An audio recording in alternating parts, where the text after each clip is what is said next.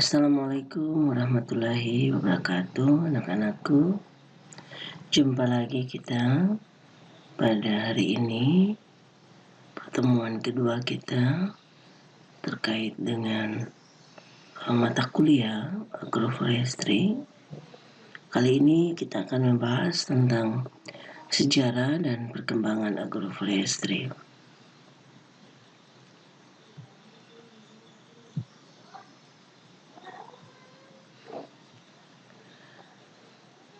Untuk kali ini, kita akan membahas 4 kategori atau 4 topik pembahasan. Pertama, terkait dengan fase agroforestry klasik. Kedua, apakah pra-agroforestry modern. Ketiga, agroforestry modern. Dan keempat, topik sasaran dan tujuan agroforestry. Baik, kita masuk pada sejarah agroforestry pada masa fase agroforestry klasik.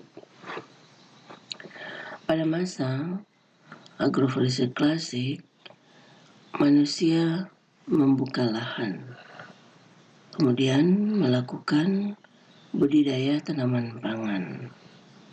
Nah, pada fase ini mulai muncul perladangan menetap. Kalau dulu sekiranya masyarakat suka berpindah perladangan, namun pada fase ini mulai muncul keinginan masyarakat, penduduk atau manusia untuk mulai menetap, berladang menetap tanpa meninggalkan ladang yang mereka buka. Selanjutnya, pada fase agroforestry klasik. Pada masa ini, menurut McDicken dan Vergara 1990 dan Swaminathan 1987, awal manusia mulai memanfaatkan lahan itu diawali sekitar tahun 7000 sebelum Masehi. Di awal itu manusia berburu, kemudian mulai melakukan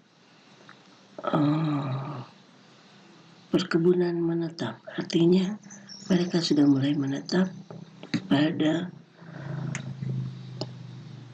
perkebunan mereka, yaitu tidak lagi berpindah-pindah tempat. Nah, disinilah mulai adanya awal agroforestry. Ya. Untuk negara Jerman, hingga awal abad ke-20 masih menjumpai praktik pertanian diawali dengan penanaman pohon.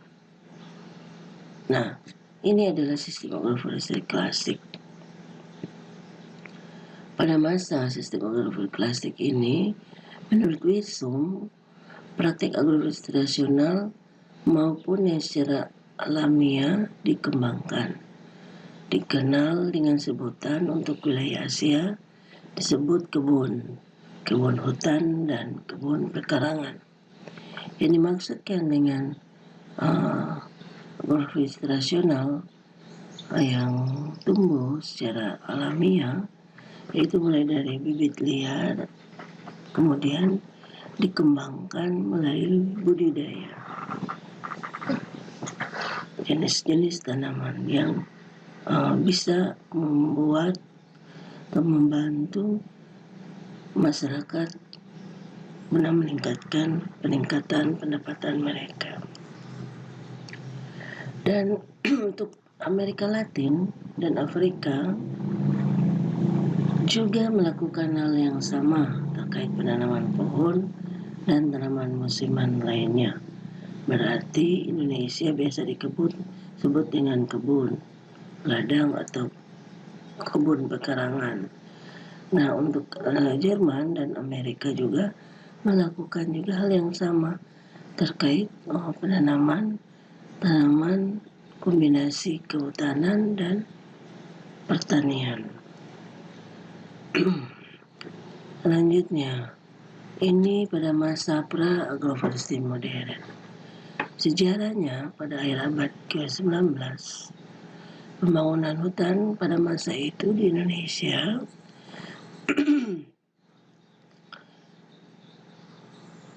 agroforestry praktis sebagai sistem pengelolaan lahan. Pada pertengahan 1800-an dimulailah penanaman tanaman jati oleh Sir Dietrich Brandis, berasal dari Burma.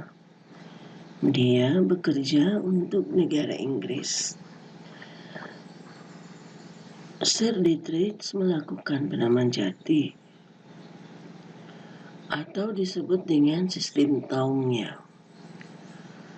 Taung artinya bukit, ya, artinya budidaya. Jadi budidaya di bukit artinya di daerah pegunungan. Nah, diselang-selingi dengan tanaman pertanian. Artinya pada bukit atau lahan, ketika menanam tanaman jati, Sir Dietrich Brandis ini melakukan penanaman selang-seling antara tanaman pertanian dan tanaman kehutanan. Ini sejarah pada masa pra-agroforestry modern. Oleh Sir Dietrich Brandis ini kemudian diadopsi oleh negara Inggris. Kemudian negara Inggris melakukan sistem penanaman ini ke seluruh negara-negara jajahannya, termasuk Indonesia pada abad ke-19. Kalau di Indonesia dikenal dengan pengelolaan hutan yang diperintahkan oleh kolonial Belanda pada abad ke-19. Di Bangladesh tahun 1896 juga diterapkan sistem penanaman kombinasi tanaman agroforestry ini. Di India juga pada tahun yang 1890 juga melakukan hal yang sama. Afrika Selatan dan Burma. Ya, itu ya model mulai diterapkannya sistem penanaman agroforestry di negara-negara jajahan Inggris dan mulai tumbuh sampai saat ini. Oleh Taman 1988 terdapat perbedaan agroforestry modern dan tradisional. Apa perbedaannya itu? Menurut Taman, agroforestry klasik atau yang tradisional sifatnya lebih polikultur dan lebih besar manfaatnya bagi petani atau masyarakat dibandingkan agroforestry modern. Kalau agroforestry modern hanya melihat kombinasi antara tanaman keras atau tanaman pohon yang sifatnya komersil dengan tanaman selah terpilih. Dalam agroforestry modern tidak terdapat lagi keragaman kombinasi. Yang tinggi dari pohon ini adalah pelaku utamanya dalam kasus pertanian perladangan berpindah. Kemudian ada anggapan bahwa lebih menguntungkan mengganti hutan-hutan alam yang kurang menghasilkan dengan hutan tanaman. Membangun hutan tanaman merupakan niaga yang mahal, sehingga mereka waktu itu lebih menginginkan hutan itu ditanami tanaman berkayu karena nilainya yang tinggi. Nah, sekarang sejarah agroforestry modern. Agroforestry modern adalah suatu sistem pertanian menetap yang melibatkan banyak jenis tanaman pohon berbasis pohon, baik sengaja ditanam maupun yang tumbuh secara alami, dan dikelola petani mengikuti pola tanam dan ekosistem menyerupai hutan. Nah, agroforestry tradisional suatu sistem pertanian di mana pohon ditanam secara tumpang sari dengan satu atau lebih jenis tanaman semusim. Agroforestry modern adalah suatu sistem pertanian menetap yang melibatkan banyak jenis tanaman pohon, baik sengaja ditanam maupun yang tumbuh secara alami pada sebidang lahan, dan dikelola petani mengikuti pola tanam dan ekosistem yang menyerupai hutan. Ya, ternyata terdapat perbedaan yang sangat jelas ya antara agroforestry tradisional dan agroforestry modern. Kalau pada agroforestry tradisional, sistem pertanian dan pohon masih secara tumpang sari, namun lebih didominasi oleh tanaman semusim. Padahal bisa jadi tanaman kehutanannya, pohonnya masih pendek, sehingga masih didominasi tanaman semusim. Namun beriring waktu dengan semakin lama, tanaman pertanian ini semakin hari akan dipanen, sehingga akan muncul tanaman pohon yang mulai mendominasi lahan tersebut.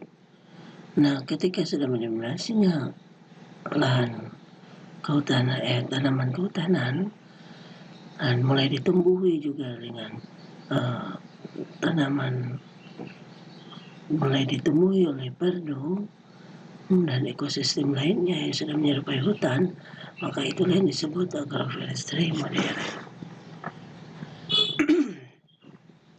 Pada tahun 1970-an, semakin tinggi penduduk Indonesia dan kebutuhan pangan juga semakin bertambah, dan ini berlaku secara umum secara dunia, sehingga oleh World Bank menggalakkan perhutanan sosial untuk pemenuhan kebutuhan pangan dan tanpa mengabaikan kebutuhan produksi kayu di negara.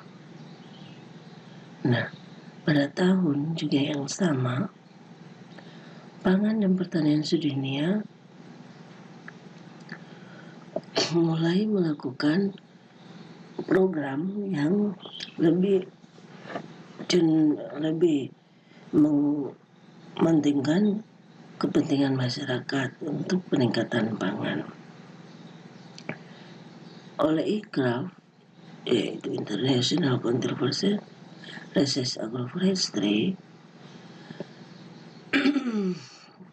merupakan bentukan dari badan internasional yang menangani penelitian dalam bidang agroforestry, bertempat di Nairobi saat ini, dan kegiatannya lebih banyak dilakukan negara Afrika, Amerika Latin, dan Asia Tenggara. Tujuan utama dan sasaran agroforestry yaitu untuk meningkatkan kesejahteraan, memelihara produksi dan jasa lingkungan, dan mengoptimalkan interaksi positif antara berbagai komponen penyusunnya, mulai dari pohon, produksi tanaman pertanian, ternak atau hewan, yang berinteraksi antara komponen yang tersebut dengan lingkungannya. Itu adalah tujuan AF. Sepertinya kita sudah selesai. Terima kasih atas perhatiannya. Mohon saran dan sekiranya ada keterbatasan saya dalam menyampaikan materi ini. Terima kasih. Wassalamualaikum warahmatullahi wabarakatuh.